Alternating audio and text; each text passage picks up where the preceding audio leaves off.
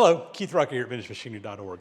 Guys, I hate to start a video off with an apology, but I really don't know what else to do here. Unfortunately, while I was shooting a big portion of this video, I had an issue going on with my wireless microphone, and it looked like it was working right, but it wasn't. And when I got the audio video into the office to start editing, I realized that we had some feedback going on that really made that audio unusable.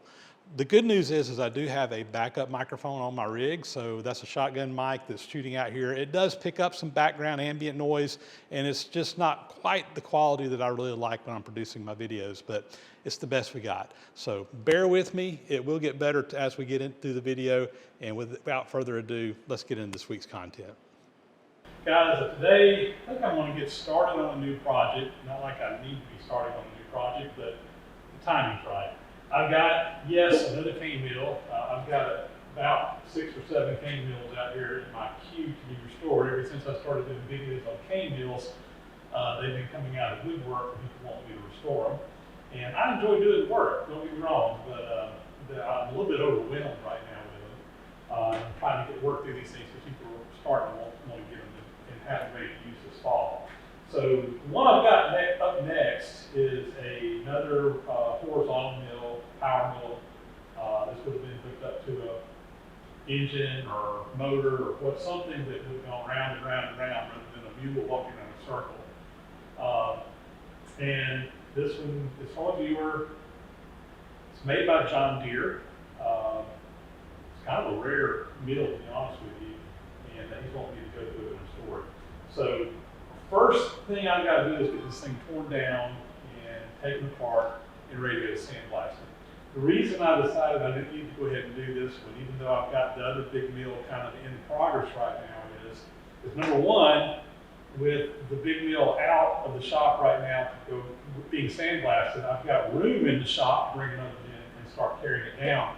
And my thought is that when I go to pick up the sandblasting and items for the other mill, I can take this one at the same time and drop it off, save me a trip to the sandblaster, which is probably 2.5 hour round trip by the time I load up, unload, everything like that. So it'll save me a little bit of time in the long run. So let's get in here and see what's going to take to get this thing taken apart, and we'll get ready to send off and get blasting.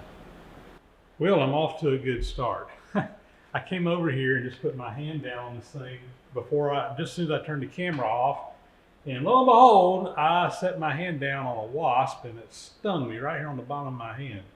And it hurts, and I'm hoping my hand doesn't swell up. I'm hoping I can continue working here, but we're gonna do our best to get this thing done. I think when I brought this mill in, he was on it, just crawling around, and I didn't see him. And like I said, I just came over here and put my hand down, and wham, it just stung me. I hate that. All right, let's take this thing apart.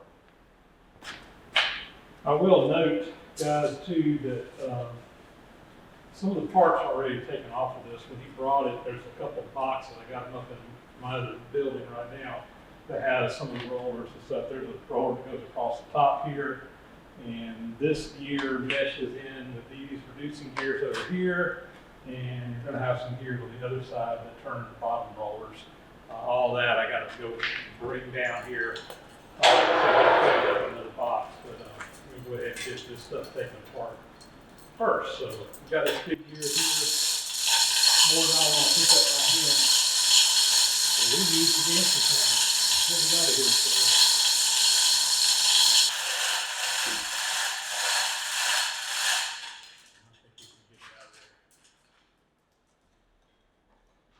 All right, let's put some penetrating oil on all these bolts here.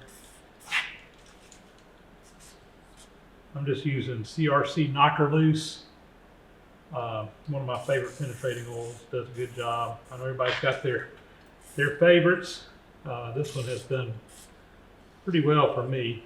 None of them are perfect, but this one does a good job. All right, let me see what size wrenches we need to get those out, and we'll pull those apart.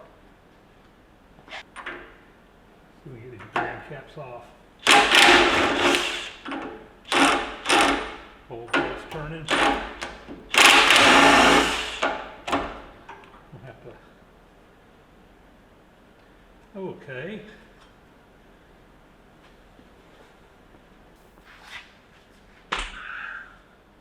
You guys can't see it, but they took a torch and cut a little hole down there for the head to fall down into. It's gonna be fun to get a wrench in there. So it looks like that's a bolt, and the bolt is captured up on the bottom of the base, but you can't get to it because of this bracket here. So we're gonna have to remove the brackets and pull off everything. Let's see if I can get enough of a wrench in there to hold that. It's not fully engaged. That one's off.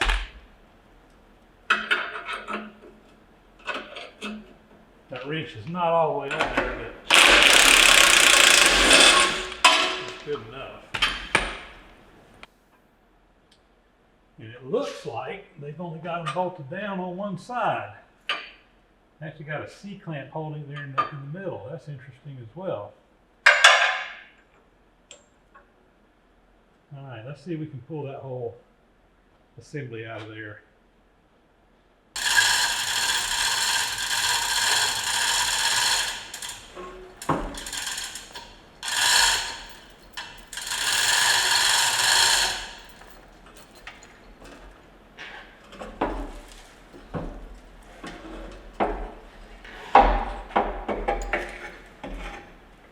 All right, I can kind of see what's going on now. This, you got a bolt that comes up through the bottom, and you see there's a recess, a square recess. That was originally designed for a square head bolt to fit up into, and when you put a square head bolt in there, it would be captured in there and it wouldn't spin. But of course, they put hex head bolts in there, and when you turn those, they just spin around and around and around. So when we put this back together, we will put square heads in there, and may have to make some, because that's a big square head. Regular size square head may flip around in there. I'm not sure. Let's see if I can get a socket on that. Nope. That's going to be interesting. All right, so here's what I'm going to try. I'm going to put a screwdriver in here that will hopefully kind of take up that space and prevent that head from spinning. And see if we can get it to come out.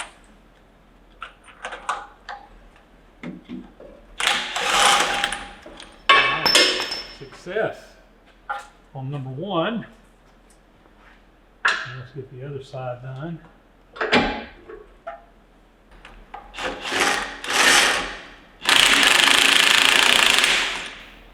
we go. Catch that bearing cap. There's the bearing base. All right, we'll do the same thing on the other side and get it off as well. Next, I want to try to get this pulley apart. This is a pressed steel split pulley. It's most pulleys from this era that this mill was made would have been cast iron solid. This is a more modern type pulley. It's a split pulley. It's two pieces that clamp together in the middle. They're nice if you got to put a pulley on an existing shaft. You don't want to have to drop the whole shaft and slide the pulleys on. So you can actually just go up there and bolt this onto a shaft. So they're really good from that standpoint. They're bad from the standpoint that they're just not as sturdy as a cast iron pulley. And as you can see when they're out in the weather, they rust real bad. This one's got holes in it. I'm not even sure. I'm gonna have to talk to him if he wants to try to salvage this or replace it, because there's a lot of holes in this thing. It's not gonna hold up for very long. But regardless, we got to get it apart. So we'll see if we can get it to come apart.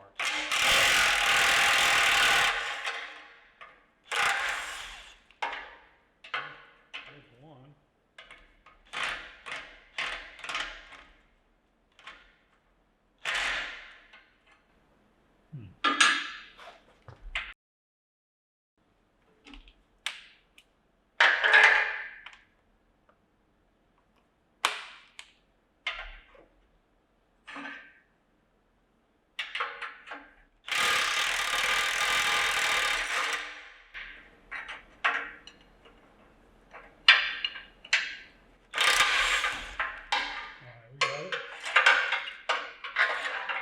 Two more on the other side. There's also three here on the outside holding it on.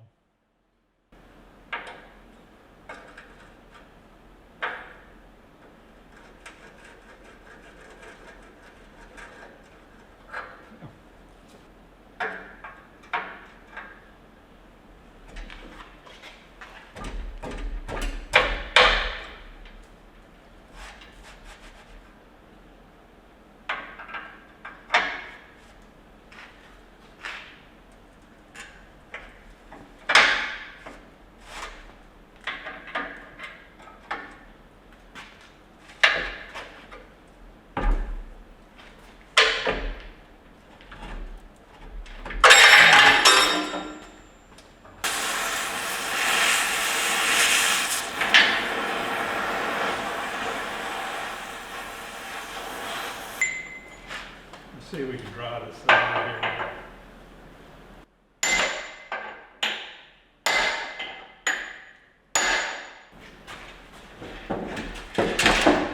Alright, we got it. Wow, what a pain.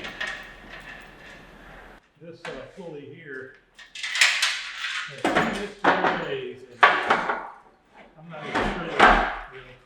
I know that it's not worth saving. I got to talk to him and see if he wants to see about replacing this thing, because holes in it all over the place. It's just about rusted completely through. I wouldn't use it if it was me. All right, so another issue that I see that we're going to have to do something about is these bearing halves are only bolted down on one side, and you can see that they put a C-clamp in here because it was trying to pull up on this side.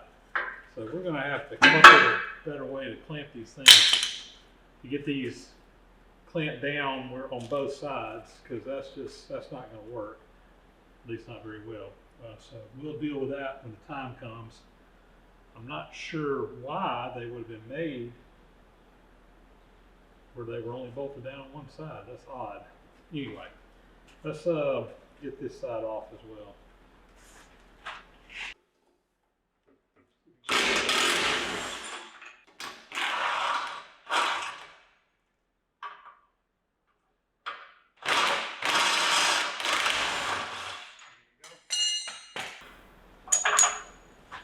Now this flip up, and got same as before, the hex head bolts and the square head recesses, but we'll get it.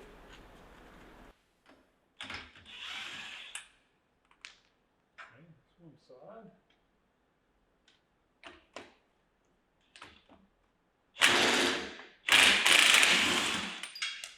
The other.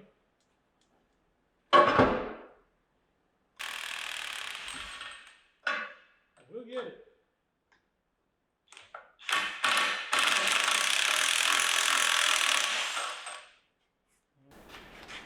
I'm sitting here looking at how to get these rollers out. Looks like these frames are just kind of sitting on here. Normally they'd be clamped down from the top. Obviously it's partially taken apart, so they're not right now. So I think they're just going to pull out. And we got these bearing blocks in here that the cane mill rollers, bottom rollers are on. And I think I can just slide that out.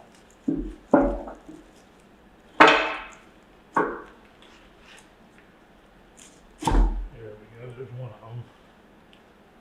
There we go, the other one. And there's a cotter pin holding this adjusting arm, and then there's a little knife between the rollers in between there, and that's going to be holding that on that end. Let me get that cotter pin out.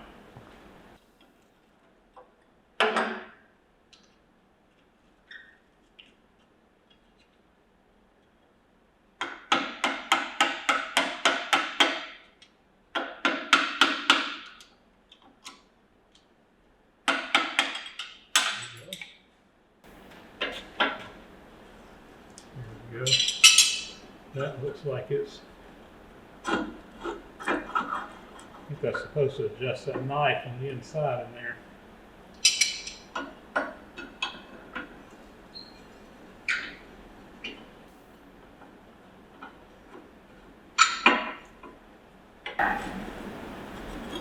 There we go.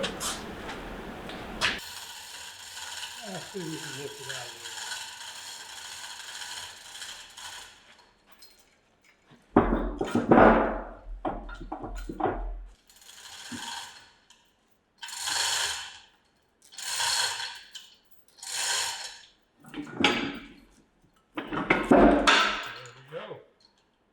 All right, let me go get that on the pallet, and I think we can pick those rollers out of there as well. We're going to get the scraper out on the other side. There's another cotter pin. I've already pulled it out, and then there's a little scraper, and that all comes out. It's like a two-piece. Got a bar up underneath the bottom. Looks like it's bent. That scraper looks like it's homemade, not original. I bet that was originally a cast iron part. Let's see if we can get a strap under this roller. Let's kick it out a little bit.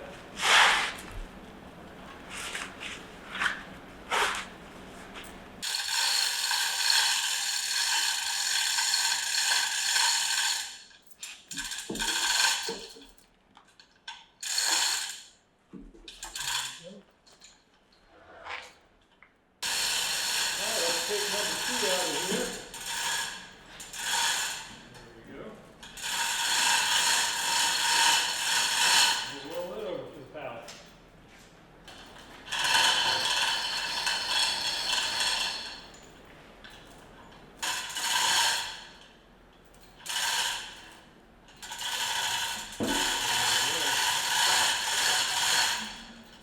So now we need to get this cast iron base off.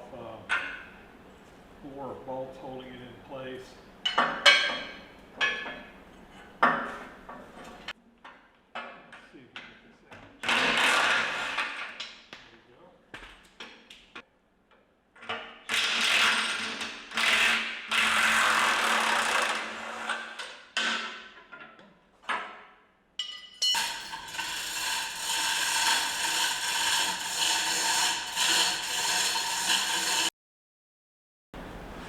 I'm trying to get these nuts off the bottom of these little hooks, and that is really rusted out. That one there is probably the thinnest one that I've seen. I don't know, the one back there is even thinner. I'm going to probably have to cut these off and weld on a new piece when we put it back together, because that's just rotted away. I'm going to heat this nut up and see if I can get it to come off without breaking. So we'll just heat that nut up red hot and see if it'll come loose without breaking the whole stud.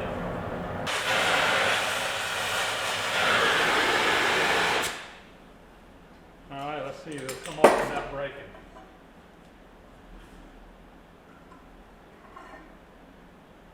And of course, once again, it's a bigger size nut.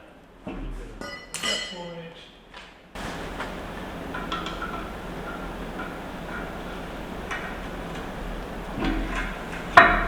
Yeah, it's going to come off.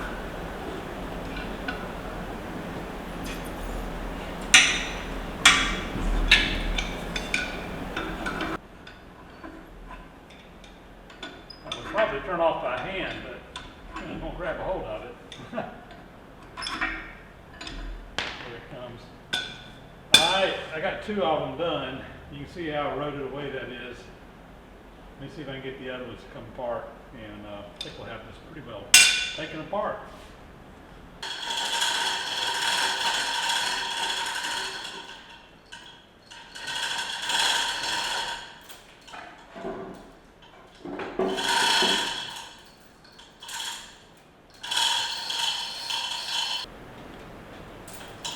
Alright, that's got all the parts and pieces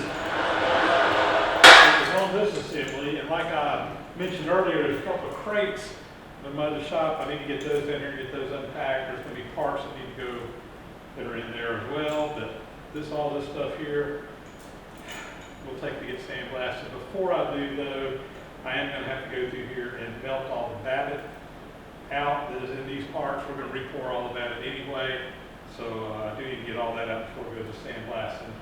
And but making progress. We'll see about getting those other crates down here and get those parts taken apart as well. If there's anything to take apart, or just put them on the pile, whichever we got to do.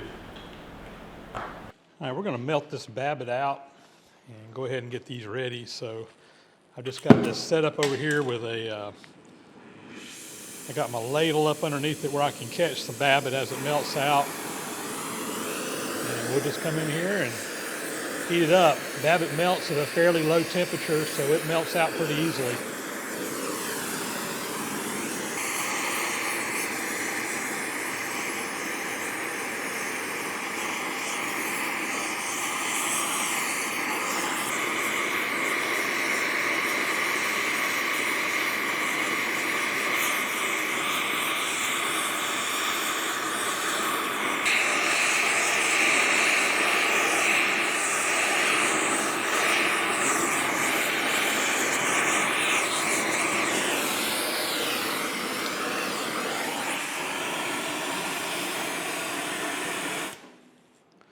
that's got the first bearing melted out. I'm going to do the other ones. I got the other side piece like this, and then I've also got the 4 bottom rollers that we need to melt out. We'll get them all done.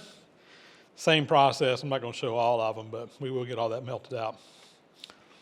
All right, I went and grabbed the crates that came down with this cane mill as well from up in the other building where I had these stored, and we need to go through these and get this stuff all sorted out and ready for sandblasting as well. This top brace here is what fits up on the top of the mill, and I'll zoom in here and show you this, but it says the John Deere Plow Company number 3 Amazon. This was their Amazon model mill, St. Louis, Missouri. So I'll zoom in here and kind of show you that. I need to do some research. I got a book on cane mills and see if I can find this in there. Probably is in there.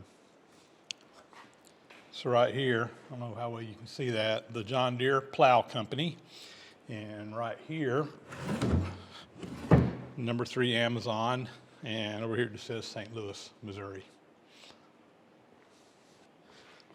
See if we can break into this top box. It's got some screws holding it in place. I see a bunch of staples on this. I hope this thing's not stapled in too.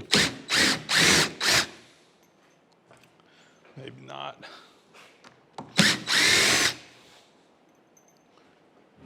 There we go. And more parts. So it looks like we got some gears in here. There's the acorn nuts that go up on the top.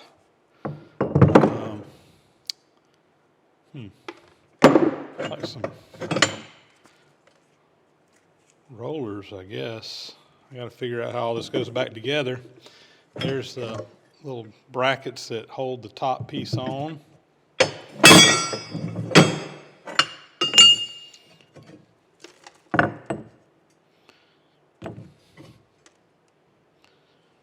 Interesting. So it's got these pieces, and it's got like some rubber pieces as well that are in here. I'm one of these like friction plates or something. Yeah.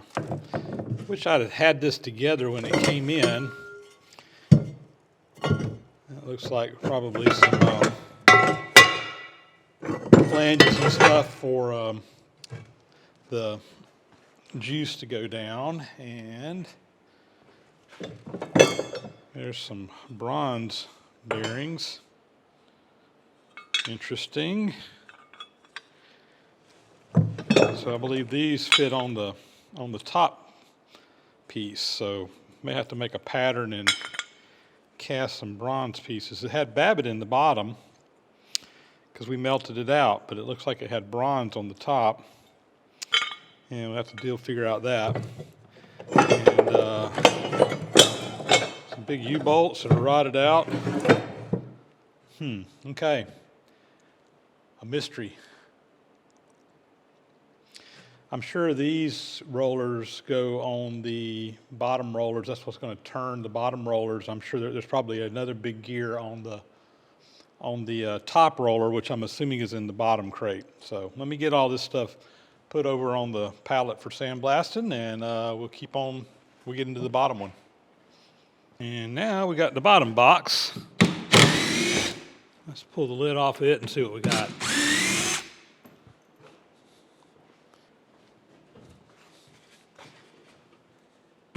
All right, we got the bottom roller, the top roller rather.